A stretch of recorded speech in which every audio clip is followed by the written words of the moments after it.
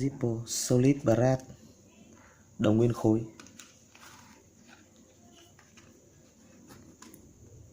Có mã số là 204B.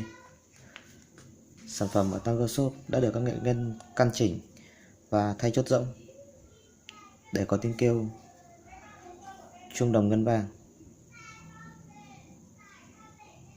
Đít lồi 517.